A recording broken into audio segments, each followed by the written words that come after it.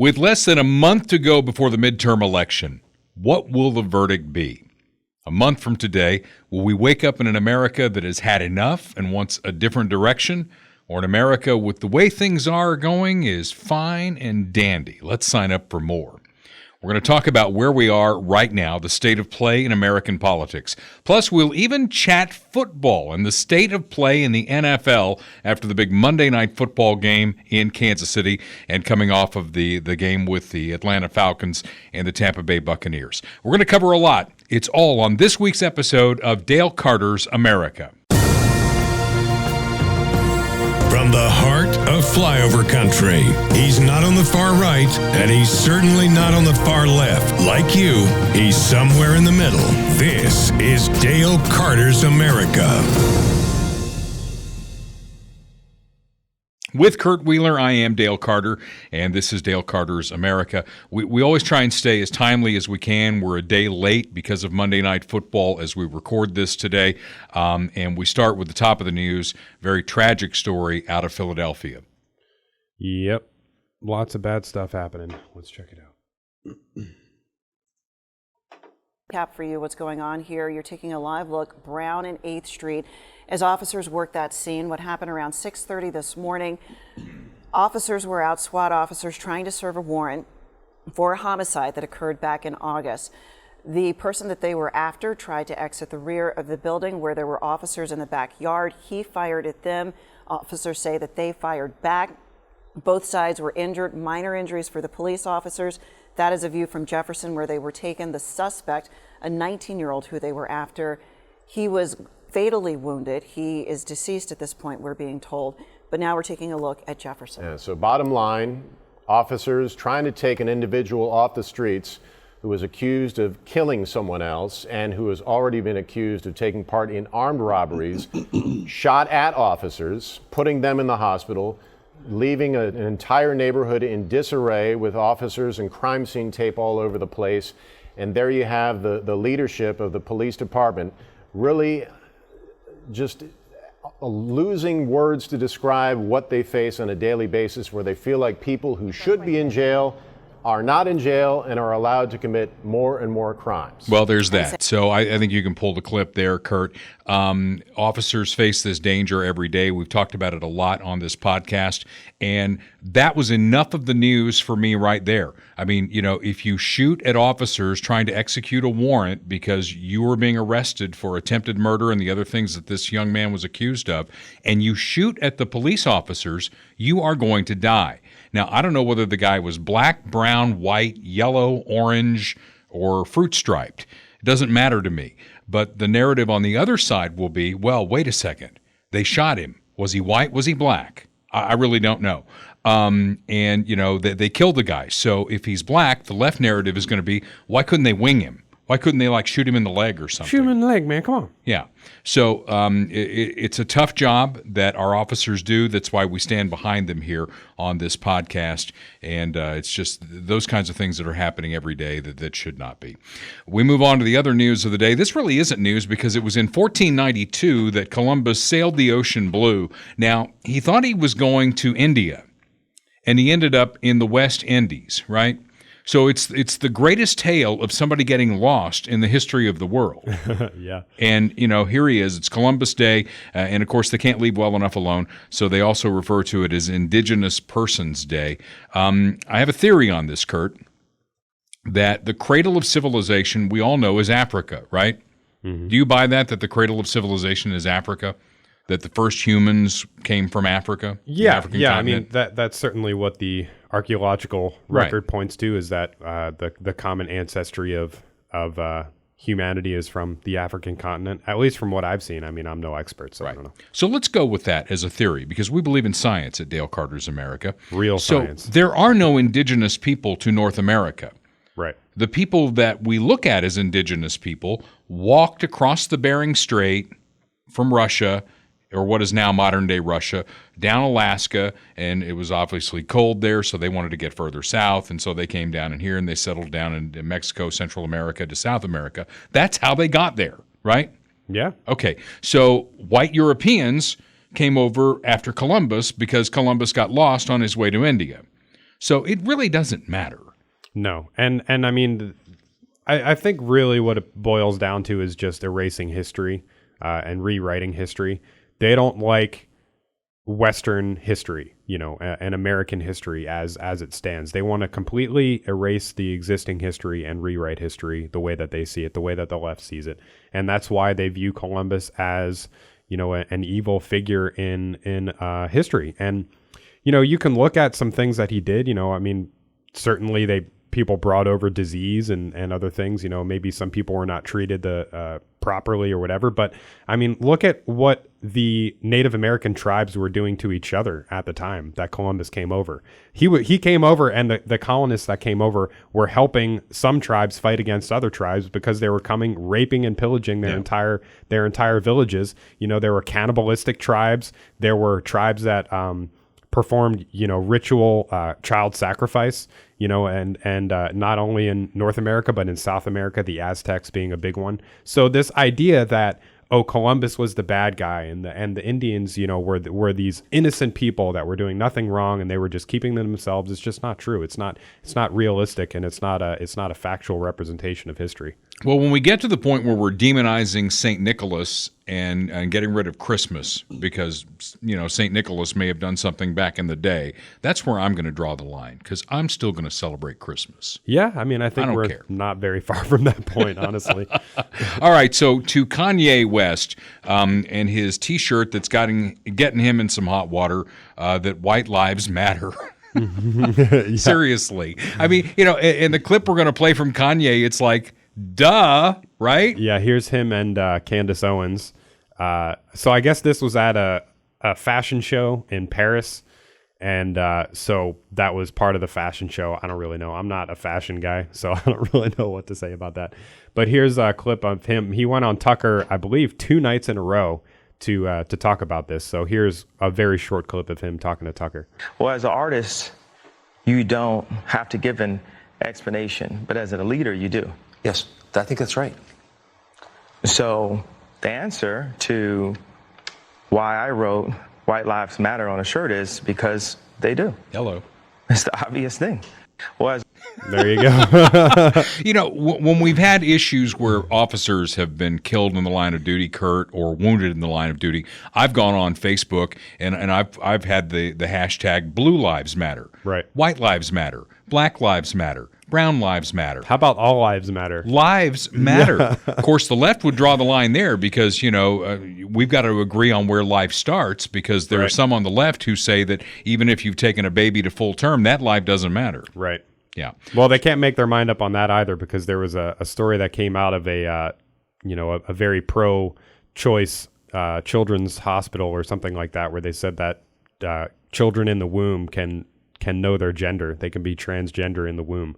So it's just a fetus, but at the same time, they can also decide that they're transgender in the womb. So. Boy, the times that we live in, right? It's just amazing. Yeah. So then just to, Kanye had himself a hell of a week. So he had the White Lives Matter thing. He went on TV with Tucker, which of course people hated. And just to remind everybody that Kanye is, not exactly the most grounded person in the world, he went to Twitter the next day, I believe, and this got him banned from Instagram, I believe, and the tweet got taken down. But he went to Twitter and he said, "I'm a bit sleepy tonight, but when I wake up, I'm going DEFCON 3 on Jewish people." The funny thing is, I actually can't be anti-Semitic because black people are actually Jew also. You guys have toyed with me and tried to blackball anyone who ever opposes your agenda. So what that reminds me of? Back in the day, there was a show on that could never be on TV again. Sanford and Son. Fred Sanford and his son. They owned a junkyard in California or whatever. And Fred was always trying to game the system in some way or another. And he figured out that if he could make his house into a church, he could get like tax deductions. Right. And they decided that they were descended from Jews. And I think the term for black Jews is falashes. Does that sound right? I don't know. I know there's the whole black Hebrew Israelite thing. The joke that Fred Sanford kept coming back to was he kept referring to himself as galoshes. But you couldn't do that anymore because we've taken a stake to the heart as we're into the Halloween season now of humor in this country. You just can't try humor anymore. Yeah. But to Kanye West's point, I mean, duh, white lives matter, black lives matter, all life matters. Yeah. I don't think that Jewish tweet was meant to be humorous, by the way. Oh, really? He was not joking on that? I don't think so. I don't think so. I mean, Kanye is a very interesting guy, so who knows? Who knows? This country is filled with personalities of all different stripes, and we need to embrace that rather than, try and get everybody to conform one way. That's like you know what that reminded me of? It's like a Trump tweet turned up to 11. It's like it's got the misspellings. It's got like the random 3 spaces in between words. It's got the all caps. Is the word kofefe in there anywhere? No, it's not, but it's close. Well, let's move on because Matt Walsh, Vanderbilt Children's Hospital, this is a big story out there. And, before we get into this, I just want to preface this by saying that, if you're a child, if you're a minor, you can't even drink a beer. But these days in this country, you as a minor can decide that you were something other than what you were born, and you can go make it permanent, which is scary, Kurt, if you think about it. Did you change majors in college? Because I did. No, but I maybe picked the wrong major. Yeah. So, we make changes as we go through young adulthood and certainly through our teenage years. And to put it, in a permanent way, to change yourself from what you are to what you think you are, and then you come back and it's like, I was wrong about that. So where are the parents in all this? The parents, are encouraging it in a lot of ways. I think in a lot of these cases, because, the idea that children can consent is not just made up. It's not just for legal reasons. It's for like biological and actual like cultural reasons too. It's because children don't have a lot of times the mental capacity in order to make huge decisions for themselves, So in a lot of these cases, you have 7, 8, 10-year-old kids that are transitioning, and then you look at the parents and you'll see interviews with them and the parents are like mouthing the words along with them or like egging them on, or the parents are weird in some way or something like that. So I think that's where really our ire as society should be directed towards, it is in a lot of cases, not in every case, obviously, but there are legitimately people who are troubled and all of these things, but the parents and certainly the medical establishment are promoting and pushing this stuff. All right, well, let's jump into this. Talk about Matt Walsh and what he's doing down in Tennessee. Sure. So I'll play this clip first, just as a little bit of a background. Him on Tucker. Once it loads. Bar. Oh boy. Okay. While that's loading, I'll set it up a little bit. So, basically, Matt Walsh has, he had that movie "What Is a Woman" that came out, the documentary. He's been very on the forefront, sort of the culture war in terms of pushing back on the gender narratives, and he has been going after Vanderbilt University Hospital in Tennessee because they are performing gender transition surgeries and procedures on minors. So he's been bringing that to light and, trying to shut it down. So here's the clip from Tucker of him talking about that. Much. They don't actually factually dispute anything in my report because they can't, because everything that I said wasn't me saying it. I was just providing video evidence, much of which you played there. Well, we know for a fact, this is an absolute fact, that Vanderbilt, they perform double mastectomies on minor girls, on children. They chemically castrate children, and they give them irreversible hormone drugs that change their bodies permanently. They're doing all of that to kids. And the other thing we should note, and I'm glad you mentioned all the other hospitals around the country, because the things I just mentioned, that's happening all across the country, in every single state, in many hospitals and in many other medical clinics. All of those things are happening. And one of the reasons why it's allowed to keep happening is because people don't know about it, because they're not talking about it. And I think for a lot of average Americans, people just walking down the street, it's sort of unthinkable. They can't imagine that this sort of thing is actually happening, but it is, which is why we have to start by raising awareness about it, and we have to do that no matter the game the left plays, by saying if you so much as mention what they're doing, it's incitement and terrorism, which is absurd. But we can't bend to that tactic. We have to keep shining a light on this. Yeah. So I mean, he's absolutely right, and everything that he pointed to, you know, he had this big expose that he did on his show, and then, you know, through social media and everything. And the Daily Wire, you know, they've been doing a lot of great work, and they've hired, you know, a bunch of people. They have a big research team there, a lot of journalists, you know, that they've hired. So they looked into this and they found all of this stuff. You know, they had a whole website at Vanderbilt that was dedicated to their child, you know, gender program. And they took it down after Matt Walsh brought it to light. They took the website down, and they had all of these things that they were coming out with, videos of them talking about it, videos of them talking about doing top surgery on minor girls, which is where, you know, you cut the breasts off of a woman.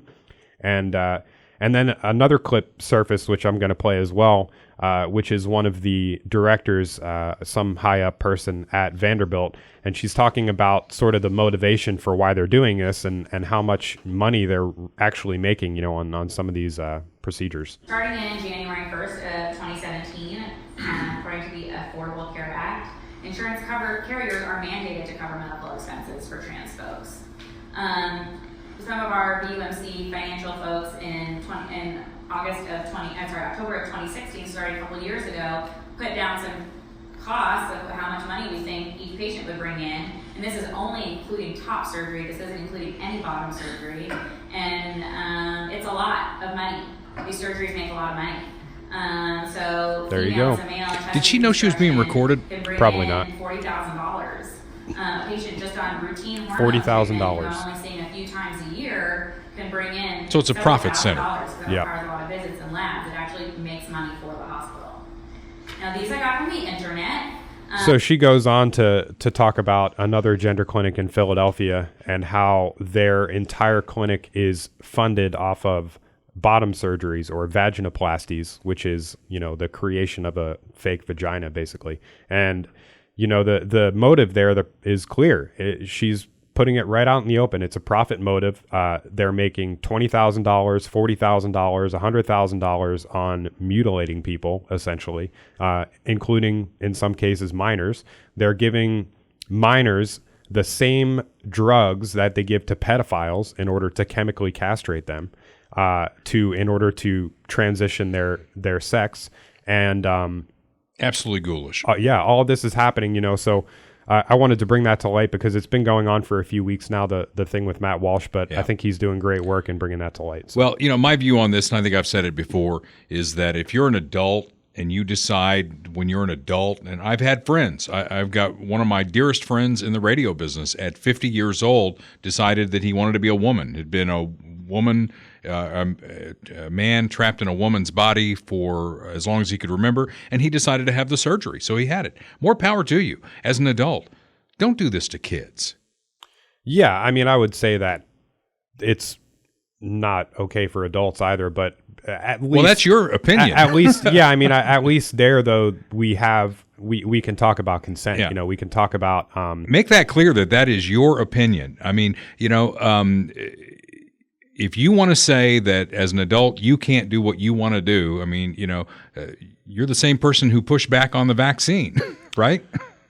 Yeah, I mean, okay. I don't want to get into a whole thing with that, but but I mean, there is a difference between right and wrong. There is a difference between what is natural and what is unnatural. I mean, where do we draw the line? Should we, you know, allow people to you know, put animal parts on themselves? I mean, like, what are we even talking about? If it makes them happy, floats their boat, whatever. You know, again, you have your rights, but your rights end where my rights begin. And that's where I want to throw this in here, because the folks in Shawnee, they're probably going to take a lot of heat for this. But at their city council meeting, they came out with a bill. The city supports a bill to protect the fairness of women's sports. Now, this gets into where your rights end and mine begin. We believe, this is quoting from their letter, we believe that all should have equal opportunities in sports, but allowing biological males to compete in women's only divisions is robbing girls of their opportunities at all levels. And they're going to go with that statement, and that's going to support whatever they do in Shawnee. And I agree with that 100%.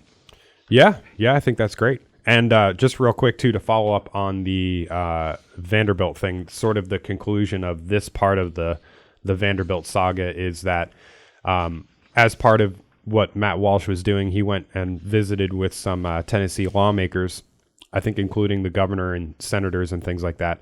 They're working on putting together a bill to ban gender-affirming, quote-unquote, care for minors in the state. And Vanderbilt, after all the public pressure came out, they came out and said that they were going to suspend the program. So I think it just shows that public pressure works. The left is very good at this. The left is great at boycotting things. They're great at contacting advertisers. They're great at making a lot of noise. They're great at protesting.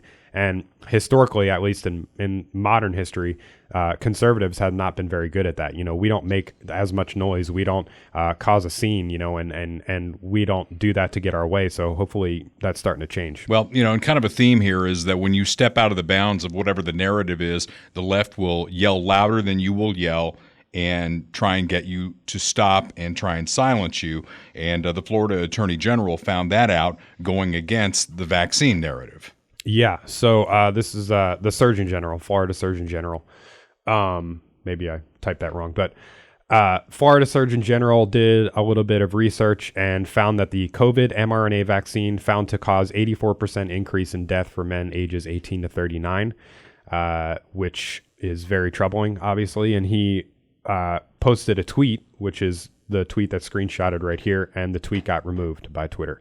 And I believe he was sort of banned, censored on other platforms as well. So, you can't speak the truth about that. Obviously, there was another clip, which I haven't pulled up, that came out just yesterday.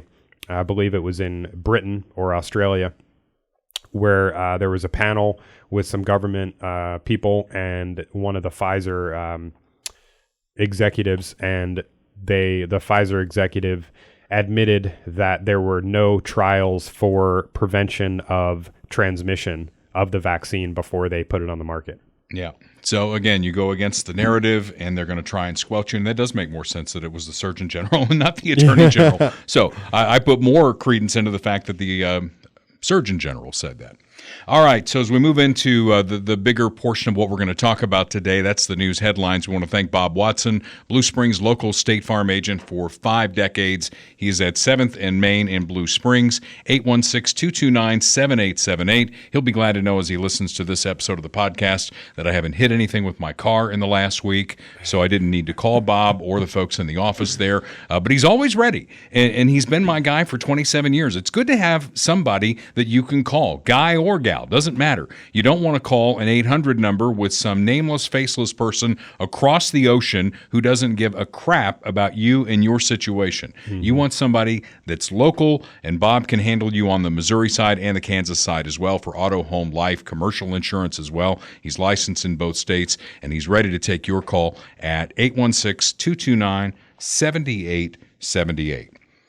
So let's talk about the state of our union, because we are less than a month away from the midterm election, and I'm an optimist. I don't know where you are on the scale, but I'm an optimist. I think we've been through tough times before. The Charlie Daniels Band song In America is just so appropriate because that song came out in 1980. We were going through a lot of the same things in 1980, and he said this lady may have stumbled, but she ain't never fell. And if the Russians, ironically enough, don't believe that, they can all go straight to hell. We had a terrible economy at that time. The Cold War was raging. And here we go again. We came out of that. A guy named Ronald Reagan brought us out of that. Who will bring us out of it now? I don't know. But gas prices continue to climb. The media didn't cover it for a while. Now they're being shamed into covering it. They almost have to cover it. You can't not cover it. It's gone up almost every day. It leveled off at $3.92 on the average. And my God, Kurt, if you live in California, you're paying almost $6.50 a gallon. Yeah, I think in California, so this is the chart that I'm showing here is the national average. So we are not back to the height of the national average. You can see it was going up, starting in 2020 and 2021 especially. and then it went down, and now it's going back up again. I think in California, it is the highest that it's been. They're seeing record highs now in California. And if you lived in California, wouldn't you be sick of this by now? Wouldn't you be wondering, oh, no, man, it's election day. I'm going to go in there. I'm going to vote for the Democrat again because I always vote for the Democrat. I mean, seriously, the definition of insanity is doing the same thing over and over again and expecting a different result. Right. And that's what they're doing out in California. But it's affecting our part of the world as well. We like seeing our gas prices somewhere $2 or maybe even a little bit less, and it's it's closing in on $3.50 here in the Kansas City area, and it continues to go up. Interest rates also continue to go up. Yep. And they're going to have to. I mean, these things kind of work together. The Fed is doing everything it can to tackle inflation, and we all know this by now. The reason that we have rampant inflation is because we dump trillions of dollars of funny money into this economy. You've got too many dollars chasing too few goods, and that's an equation that leads to inflation every time, regardless of what they say on the left. The left is trying to redefine everything. We had 2 back-to-back quarters of negative growth, all the way back to when they first started keeping stats, Republicans and Democrats. 2 negative growth quarters equals a recession. Not Except anymore. now, because Not now anymore. we got a new definition for it. So interest rates continue to climb. They're going to have to, and that's going to have an impact on the housing market. Stock market continues to stumble. I mean, I made the mistake of looking at my 401k yesterday, and it's not the biggest part of my retirement equation at this point because I'm 59 and I've made some smart moves along the way here to try and make sure that I'm not eating cat food. Although cat food's pretty expensive too, right? Yeah. So I've made some changes along those lines too. But when I look at my 401k, have you looked at yours lately? No. Don't. I won't. I wasn't planning on it. Because you're so young, you've got a lot of time to make it up. But it's just terrible. And inflation, as we mentioned, continues to rise. This just came out today. Wholesale prices for September were up double what the experts had forecast. They thought it was going to be 0.2. It was 0.4. In Joe Biden's world, I know that's 0. Right? Yeah. It didn't go Yeah, up. right. Exactly. Yeah. I mean, I've said this before and I'll say it again. When are we going to stop trusting the experts? I mean, seriously, this whole thing of like experts or sources say, or people close to the matter, all this jargon that they put in these articles. Like, when are we going to stop trusting these people? The experts have been wrong on everything. Let's just get rid of them. Let's not have experts anymore. It's crazy. How about we're the experts? Well, that's possible, right? And you're looking for what the good news story is. I mean, the world stage is a mess right now. Really, Joe Biden's, and we're going to get into politics and how that's all affected coming up here in just a bit. But for him, I mean, the tide going down started right around the just horrible withdrawal from Afghanistan. It was a joke. I thought you were going to say on Inauguration Day. No, I think he got a little bit of a honeymoon period. Even though he was like making gaffes like Joe Biden does make, his most recent gaffe, I think, is it's 2 words, made in America. I mean, you can't make this shit up. Yeah. Even Saturday Night Live is starting to poke fun at Joey B a little bit. Yeah, there was also a great exchange on Twitter that I don't have pulled up, but Lauren Boebert, who is a congresswoman, after he had that gaffe, she went on Twitter and she said, 2 words, let's go, Brandon. Yeah. And then a bunch of people replied to her and were like, this idiot doesn't know how to count, like clearly not getting the joke. Yeah, not getting the joke. And the border continues to be porous. We keep talking about that. And you've got kind of like this back and forth, DeSantis and Martha's Vineyard, and then you've got Abbott in Texas and Adams, the mayor of New York. This clip, I think, just sums it all up for me. New Yorkers are angry. I am angry too. We have not asked for this. Yeah. There was never any agreement to take on the job of supporting thousands of asylum seekers. This responsibility was simply handed to us without warning as buses began showing up. Well, at least you got buses. I mean, in Texas, they just got millions of people walking across the border, and they didn't ask for it. And I would say to you, Mr. Mayor of New York City, you did ask for it. Your city asked for it. You became a sanctuary city. We're welcoming. We want all of these people. He says they didn't ask for it. Kurt, they asked for it. Yeah, I mean, they get what they asked for. I mean, it's and they're getting bus loads where Abbott and the governor of Arizona and Florida, to a certain extent, they're getting millions of people walking across the border, and they're not set up for it either. Yeah, I mean, think about how much of a story it was with the Martha's Vineyard thing when DeSantis sent those people to Martha's Vineyard. It was like 50 people. Right. I mean, they get 50 people across the border in probably, what, an hour? Maybe? Right. I mean, it's like every day, you know, we have, and there's more reports coming out of, you know, how many of these people are actually getting through and never being apprehended, you know, and even the ones who are apprehended, they give them a court date and then they release them. And then, you know, if they don't show up to the court date, what are you going to do? Nothing, you know? Yeah. And then just last week, you might have seen this, maybe earlier this week or last week, there was a family, it was a woman, I believe, in, I forget where it was, but she was killed by an illegal immigrant criminal who had committed other crimes besides coming here illegally and was released from prison. I mean, there's many such cases of this. And yeah, they need to go. And Kamala Harris was on one of the late night shows. I don't even remember which one. Seth Meyers, maybe, one of the late shows or whatever. And they were talking about the border. And this is the border czar, right? She's supposed to be handling our policy on the border, which is an abject failure. She hasn't been to the border. She hasn't gone to the border. She hasn't looked at what the problem is and tried to solve it. Instead, she throws the ball back in the Republicans' court. And again, you know, as we're talking about politics and the midterm coming up, I want to remind everyone who does not know this. I think I have found the clip here. The Democrats, well, hang on to the clip for a second. Hang on a second. Absolutely. The Democrats control the House of Representatives, they control the Senate, and they have the White House. The Republicans have zero power in Washington, D.C. right now. How is any of this the Republicans' fault? That's a great question. It is back to Orange Man bad. And it's funny because, you know, Karine Jean-Pierre and Biden and Kamala too, to a large extent, have all done the same thing where now on immigration, where they're pretending like they're the ones who are, you know, hard on immigration. Like Karine Jean-Pierre had that clip that we played a couple weeks ago where she said, well, Trump started the wall, but you know he didn't finish the wall. So right. Like we're gonna be the ones to be hard on immigration. It's like, are you like, how stupid do you think people are? They do think we're stupid. But hey, let's check this out because I haven't actually seen this. So, and I just think it's an absolute dereliction of duty. If you see a problem, and if we agree that we need to address it, then if you're a leader, participate in a solution.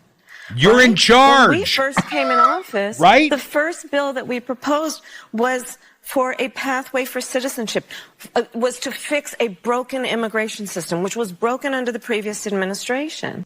Good God. They say that with a straight face. Yeah. And there are people out there, Kurt, who believe them. Yep. They absolutely believe it. We call those people voters. Well, unfortunately so. And also coming out of the immigration mess, and one of the big reasons it's a problem is the fentanyl that's coming across the border. And Texas has issued a warning now about kids and Halloween and making sure that you're not getting some of these rainbow-colored things that turn out to be fentanyl that are deadly. Yep, absolutely. Because, I mean, we have, you know, pounds they look and like pounds candy. of... Yeah, I mean, there's your picture right there. DEA warns of brightly colored fentanyl used to target young Americans. It's coming across the border, and we've shown previously on this show the amount of fentanyl that is lethal. It's like the size of the very, very tip of a pencil. So, I mean, when the DEA goes in to do fentanyl busts, they have to wear hazmat suits, because they can't touch it. They can't physically have it on their body or they're at risk of death. And this is what's being brought across the border from China through Mexico to America. And that's what we're dealing with. And they're not going to do anything about it. It's what happens when you have a weak federal government. You know, I'm not a big fan of federal government overreaching, but I am a big fan of the federal government protecting the borders of the United States. I think if you had like 4 things that they ought to be responsible for, I think that would be in the top 4. Yeah. And they're not doing that. They're trying to do everything else, but they're not doing that. All right, we're going to move on to the state of our politics in this country. But first, I want to tell you about Austin Watterson and his fine company, Royal Roofing and Solar. He was on last week's podcast that we did live at our other sponsor location, Funhouse Pizza in Blue Springs on 7 Highway. And he talked a lot about solar and when it's right, when it's not right. And I've known Austin a long time. And if he looked at your house and said, you know what? Solar's not going to work here. Stop taking calls from solar people because he knows what he's talking about. If solar will benefit you and all of a sudden you can own your utilities as opposed to leasing them from Evergy, he'll show you how to do that too. And that is empowering. When you can basically tell Evergy to go pound sand because you're providing your own utilities, that is an amazing thing. Yeah, 100%. Royal Roofing and Solar, and he does roofing too. He did my roof, as a matter of fact, at Casa del Carter. 816-540-7057. That's the number, 816-540-7057. There are a lot of, I'm just going to say it, there's a lot of shysters in the business. How do you get a lot of calls? I mean, I do. And thank God T-Mobile now has branched out into this thing where most of the calls that come in, they'll say scam likely. And I just go, I'm not taking that call. Not taking that call. But sometimes it'll say phone number verified. And I'm like, okay, hello. It's like, have you thought about solar on your roof? Goodbye. I don't get those actually, but I get the car insurance ones, or like, you know, your car's warranty is expired and on blah, those blah, blah. calls, the one thing that's a dead giveaway is when you say hello and there's like a second of dead air. You have to say it twice. You have to say hello twice, I think. And then the second time you say it, the automated message you hear on. a beep. Well, sometimes it's a live body. Yeah. You hear like a beep and then they talk. Yeah. And it's like, so I'll go 3, 2, 1, click. Right. So that's the end of that. And just to your point too, with Royal Roofing and Solar, here's all the different things that they do. I mean, residential roofing, commercial roofing, roof replacement, roof repair, storm damage repair, metal roofing, asphalt shingle roofs, you know, plus solar, plus, I mean, even if you have other issues with your house, you know, we were talking to Austin at the live event last week, which again, thanks to everyone who came out to that. We had a great time. Thanks to Mark McCloskey for coming out and talking to us. But, you know, he can help you out with other things too. And certainly if he can't help you personally, he'll point you in the right direction. So if you have other issues with your home, you know, storm damage, you know, leaking, things like that, he's the guy to call. All right. 816-540-7057. Great folks. Austin, Buffy, their entire family. We love them. They're part of our family here at Dale Carter's America. And speaking of where we did the live podcast, it was at Funhouse Pizza, and he has 2 locations, and we've done live events at both. We've been at Lee's Summit on 50 Highway, and we were there in Blue Springs. We had a tremendous crowd at both. I mean, it was packed in Blue Springs. Yeah. We had a lot of people there to see McCloskey and us, hopefully too. And McCloskey was, you know, talking to the people. He was signing pictures of him and his wife out front of their house. It was great. Yeah, everybody had pizza too while they were there, and I understand it was really, really good. Yep. And that's Jim Dingman. I mean, they just do a great job at Funhouse Pizza, taking care of you with great pizza and just a great atmosphere for the family. And at both locations, one of the things I love about Jim Dingman is you saw the sign outside both locations. Pull your pants up.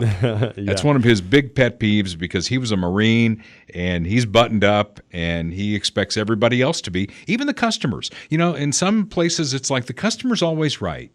I don't think that's Dingman's world. Well, yeah. I mean, the customer's always right to a certain extent. You know, if they come in and start causing a scene, you know, then they're not right. I wouldn't do that at Funhouse Pizza. No, I would not. Just suggesting that. 50 Highway in Lee's Summit and also in Blue Springs on 7 Highway. Funhouse Pizza, Bob Watson, State Farm agent, Royal Roofing and Solar are our 3 sponsors. If you like the podcast and you need a roof, call Austin at Royal. You obviously need insurance. You need insurance on your building, your car, your life. Call Bob Watson. And if you're looking for something good to eat in Lee's Summit or Blue Springs, head to Funhouse Pizza. And you need to eat. You have to eat. Everybody's got to eat. Everybody's got to eat. I think so. And just speaking of about Funhouse Pizza, again, we've mentioned this before, but they are hiring for all positions right now. So they're really in need of people to work there. So please, please, please, if you or somebody you know, maybe a high school or college age student, maybe somebody older, you know, who wants a new job, is not happy with where they're working,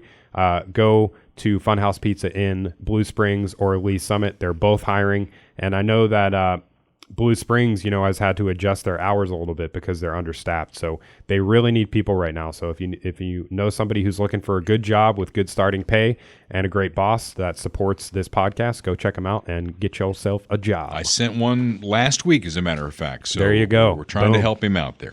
All right. The state of our politics is not good.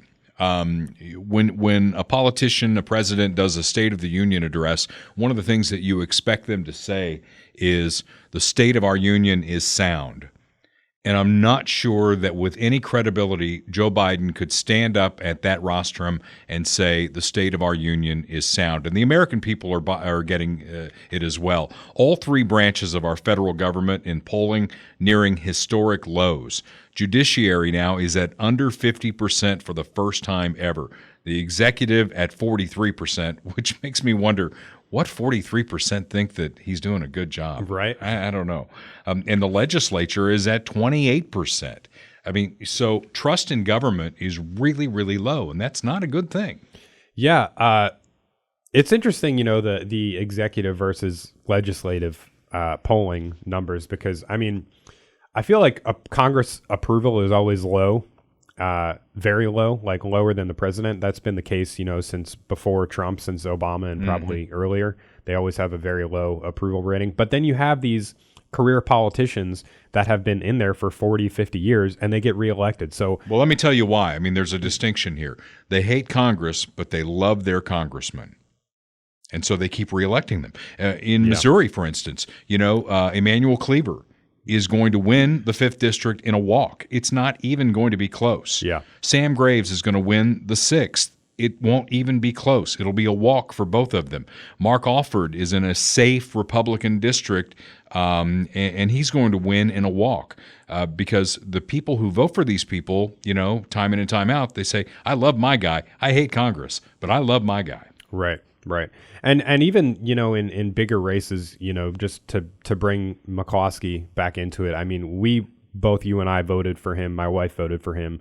And I think my wife voted for him. Was that the 4 he got? Yeah, probably. That's what he said when he came on. He was like, well, I didn't win my race. No thanks to you guys. And I was like, ooh. But no, he has a good sense of humor. By the way, I had to introduce him at a Republican fundraiser on Sunday in Lee Summit, and I introduced him that way. The guy who was on our podcast and said, based on all of the great work that you did for me, I did not win the nomination. Right. Yeah, and it seems like people just don't pay attention in their primaries, especially. They don't pay attention to who the real outsider candidates are, who's really talking about the things that matter to them, or who's just repeating the same, talking points, tired Republican talking points that, we've been hearing for 20, 30 years now. And that needs to change, because otherwise people are not going to be happy with Congress because they're not going to get what they want. Yeah. And, we talked about this earlier in the podcast, that if you go against the narrative of the left, they're going to brand you with something just terrible. And we got a review on the Dale Carter's America Facebook page that we're putting up now. I wish we could block out the guy's name. I don't want to give him any credit whatsoever. You should have told me that before. I know I should have. It's too late. On YouTube, you're going to see the guy's name, but I'm not going to mention it here on the audio portion of it. But he refers to us as a bunch of treasonous nutsacks. And you saw my reply to him. I said, what a wonderful review from somebody who's never listened to one episode of this podcast. And he said something about, he replied back to that and he said, I don't have to do such and such in order to do such and such. I don't even remember what he said, but he put up like like the bat signal that you would send for Batman, right? And it had like so he says, I've never had sex with a leper either, but understand that it's not a good idea. Save it for your next rally. And then it's a bat signal with Q on it. Yeah, so QAnon, right? QAnon reference, which nobody knows what that is. I don't even know what that is. I know what I am, and I know what you are. I mean, you're probably a little more conservative than I am, but that's okay. I mean, different strokes for different folks. I'm the older version, you're the younger version or whatever. So this guy was not satisfied with that. He came after me on my personal Facebook page with that same, whatever he is on there. And so I blocked him. And he came back with another profile, and he was using that, what's that goofy thing, not below the bat signal. What's the other thing he's got, like teeth and the Make America Great Again. Right. You know, so he used that same thing. So I know that was the same guy. And he called me a pussy.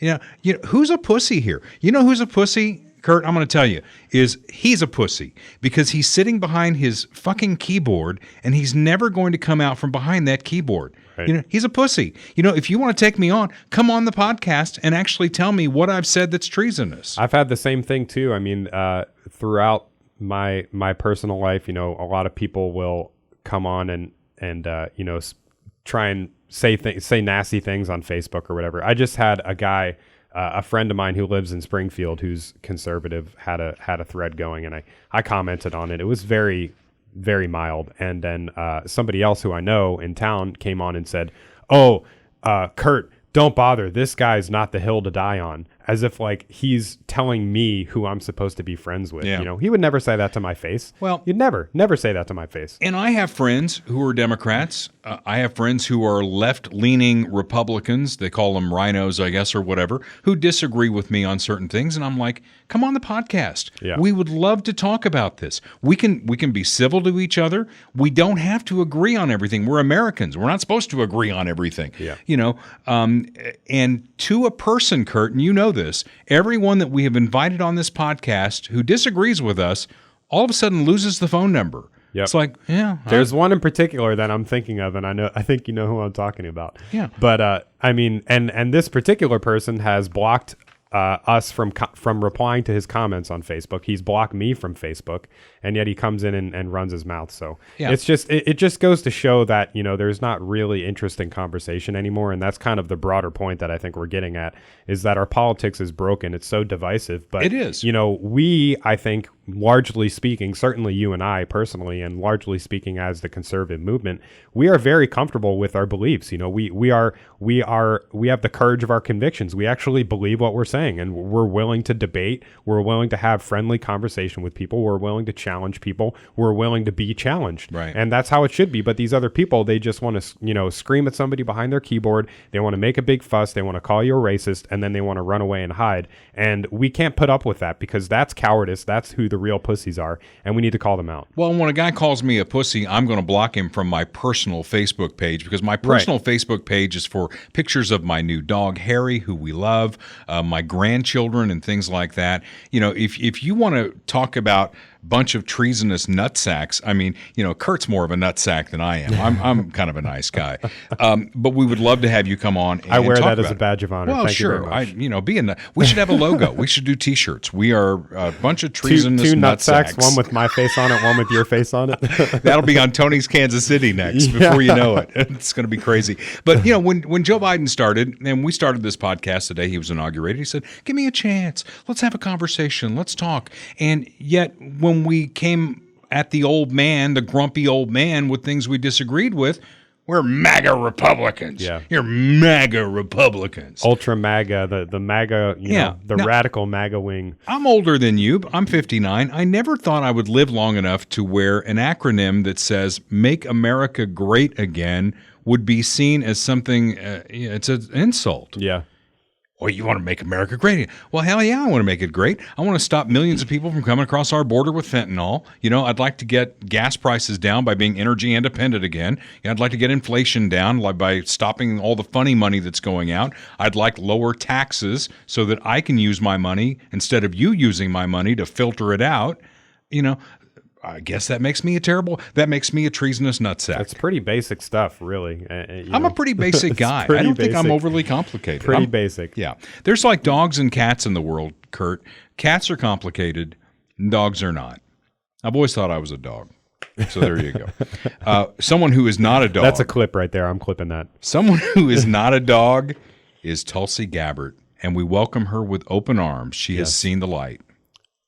Here we go. I can no longer remain in today's Democratic Party that's under the complete control of an elitist cabal of warmongers who are driven by cowardly wokeness, who divide us by racializing every issue and stoking anti-white racism, who actively work to undermine our God-given freedoms that are enshrined in our Constitution, who are hostile to people of faith and spirituality, who demonize the police but protect criminals at the expense of law-abiding Americans, who believe in open borders, who weaponize the national security state to go after their political opponents, and above all, who are dragging us ever closer to nuclear war. Now, I believe in a government that's of the people, by the people, and for the people. Unfortunately, today's Democratic Party does not. Instead, it stands for a government that is of, by, and for the powerful elite. Now, I'm calling on my fellow common sense, independent-minded Democrats to join me in leaving the Democratic Party. If you can no longer stomach the direction that the so-called woke Democratic Party ideologues are taking our country, then I invite you to join me. You know, that's a great statement. And I wonder, Kurt, you know, the working class, the union folks out there who have been true blue Democrats for years, do they really want to be a part of this elitist woke culture? I don't know. I mean, I think a lot of people do, but it's a vocal minority, you know, I think really in terms of like the radical left, the far left, the progressives, it's really a vocal minority. I think when you bring light to these issues, when you bring light to, child gender surgeries and things like that, when you bring light to immigration and how much crime and drugs are really coming across the border, when you bring light to, the over focus on racism and all of these things, you know, people start to realize that maybe they're not on the right side of things. Well, you know, it's been kind of a theme here, but if you disagree with the left, well, first of all, I wanted to say this. Tulsi Gabbard reminds me of a great quote from Ronald Reagan. Ronald Reagan was an FDR Democrat. Mm-hmm. Ronald Reagan said he didn't leave the Democratic Party. The Democratic Party left him. Yep. And I think that's exactly what Tulsi Gabbard was saying there. And we welcome those of you who basically feel like you're without a party, because I almost feel like we should start a third party. We're the Americans, right? We're the American party because we're for the Constitution and what it says and all that. My goodness. And to be clear, you know, she didn't say in that clip that she's going to become a Republican or that she's conservative. You know, I mean, she's not a conservative. She, I think in many ways is still liberal. You know, she's pro-choice. She's been pretty vocal about that. And, you know, she favors more taxes on the rich and things like that and other issues, you know, so she's not like, you know, full on conservative. Mm-hmm. And I think we on the right a lot of times have this problem where like as soon as somebody says something remotely reasonable, you know, like Joe Manchin or something is like, oh, he's our savior, you know, he's the next big thing. And, you know, maybe let's not get too carried away, but it is refreshing to see that. And also, I just want to say, I know you're not going to say this, but she is aging like fine wine. Oh my God. I just have to say she's a beautiful woman. No question about that. But I'm married to somebody from Cass County, so I sleep with one eye open already. So if you disagree with the left, and we've said this over and over again, they want to run you out of the country. Certainly discredit you, get you fired. I can't, you know, the person who put up the thing on Tony's Kansas City, I'm sure they wanted me to get fired, at least from the Chiefs. That's not the first time that's been tried. And if you question the outcome of an election, how you're treated depends on which side of the aisle you're on. You know, everybody's making hay about Donald Trump, saying that he won the election and all that. In his mind, he did win the election, and he did everything in his power to try and get that election overturned. He went to court. You know, he lost in every court challenge. And I said all along, you know, follow the law and do everything you can within the law. And at the end of the day, he didn't have any of his challenges upheld, so he left and Joe Biden became president. I can't imagine Hillary Clinton saying that she actually won the election. Can you? Let's find out. I think it's also critical to understand that, as I've been telling candidates who have come to see me, you can run the best campaign, you can even become the nominee, and you can have the election stolen from you. What? She did not say that. To a rousing round of applause. You did not. She did. I think you did something with the video and the audio on that. It's masterful editing. Yeah. And Stacey Abrams. I mean, you know, she, as we note from Star Trek Discovery, has been elevated to president of Earth. Yeah. surely she wouldn't say that the election in Georgia was stolen from her. I do have one very affirmative statement to make. We won. But I didn't lose. I got the votes. But we won't know exactly how many because of how they cheated. I did win my election. I just didn't get to have the job. We were robbed of an election. Using the word rigged, using the word steal, do you think it's dangerous going into 2020? I don't, because we can actually back it up. And so in response to what I believe This is shocking, Kurt. stolen election, I have mean things to say that I'm not going to say. back to when outside asked if I'm ever going to concede. The answer is no. This is not a speech of concession. Because concession means to acknowledge an action is right, true, or proper. And I will not concede because the erosion of our democracy is not right. This goes on for 5 minutes. Yeah, it's literally Goes on five. for 5 Look, minutes. if you're watching on YouTube, you can see where the timer is on the video. Yeah. This is 5 minutes of her saying the election was stolen. Yeah. And, to stay in the state of Georgia for a second, something else that also happened in the last week is that the election law in Georgia went to court and an Obama-appointed judge upheld it, okay? The law that was Jim Eagle, right? Jim Crow on steroids. So the law that they moved the All-Star game out of Atlanta for. Using, language designed to incite, right, and further divide us on racial lines. An Obama-appointed judge said it was fine, and in the primaries they had a record voter turnout. Yep. Record voter turnout. That's the thing, Kurt. The lying. This administration has zero credibility, and they could have 100% credibility if he, Joe Biden, were a better politician, like a Bill Clinton, for instance. Who felt our pain and all that. Now I know it was all bullshit, but with Joe Biden, he's lying so much about things that are obviously going on. There's zero credibility. He'd get more sympathy if he told the truth. Yeah, but then he wouldn't win re-election, or he wouldn't have been elected in the first place. So. Yeah.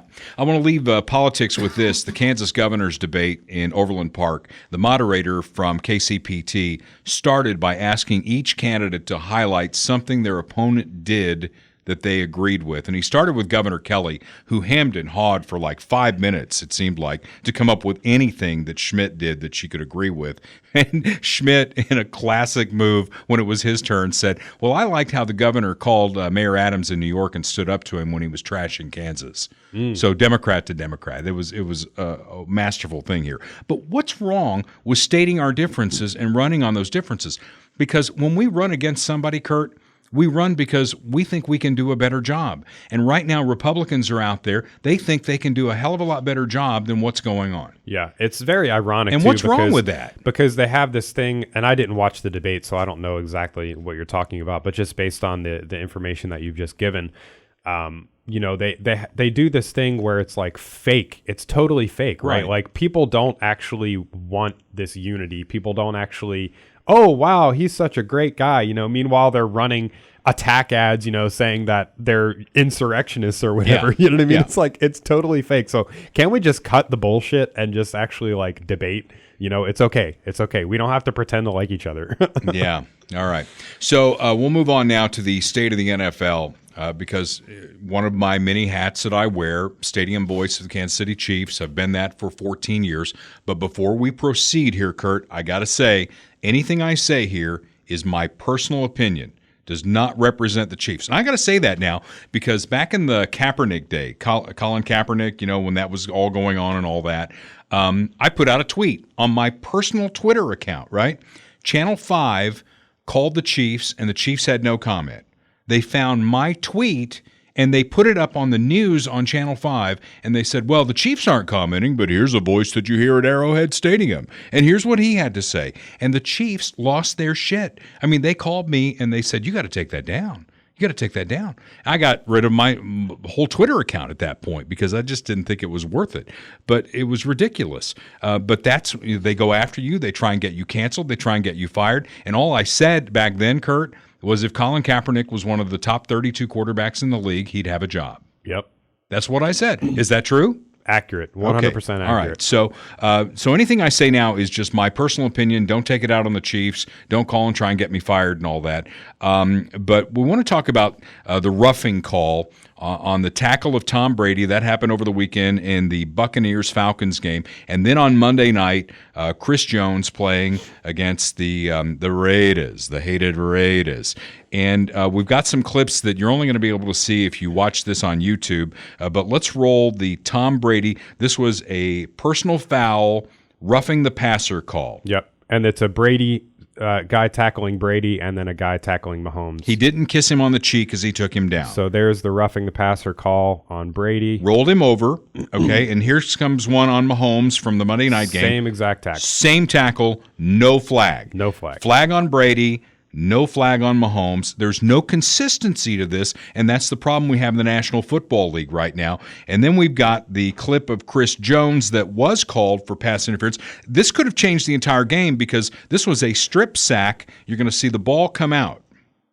There's the tackle. You see, swipe, the ball's out. Now he has the ball. And if you watch, too, they talked about this on the air, but you can see right here he's falling and he braces his arm. Right. So, like, where else is he supposed to fall? He's tackling him and getting the ball. He's falling on top of him. Like, what is he supposed to do? I don't understand. Yeah. Well, and these are men playing a full-speed contact sport, and Chris Jones weighs over 300 pounds. Yeah. And when you're going full speed, the fact that, I mean, how do you control that? Yeah, he's a big boy. Yeah. And so I don't know how that gets a 15-yard penalty, and it's not just basically a fumble. Chiefs have the ball, and we start to drill the Raiders as we should. Instead, it was like a very close game that the Chiefs won at the end. And Troy Aikman is taking a lot of grief because of comments that he made during the broadcast. This was about the tackle that we just watched. So it's too much. I mean, my hope is the competition committee looks at this in the next set of meetings and, we take the dresses off. Ooh, boy. Now, I played high school football. I wasn't very good. I was screamed at by coaches. There's something about crafting a man. When you're a teenager about to become a man and you're playing a team sport like football, there's some manliness to it. Yeah. And again, the great wussification of our nation. Now they're going after football. And we're going to get to the point where you're not going to be able to touch the quarterback. Well, you'll touch the quarterback. If you can touch the quarterback, he's down. Right. That'll be the end of it. I mean, that's the logical conclusion, don't you think? It's so funny because I saw highlights saying on Twitter and stuff saying, I can't believe what Troy Aikman said. He's a misogynist, blah, blah, blah. And I legitimately had no idea what they were talking about because it's like, okay, I don't even remember like anything that he said. And then I watched that clip and I'm like, what? Really?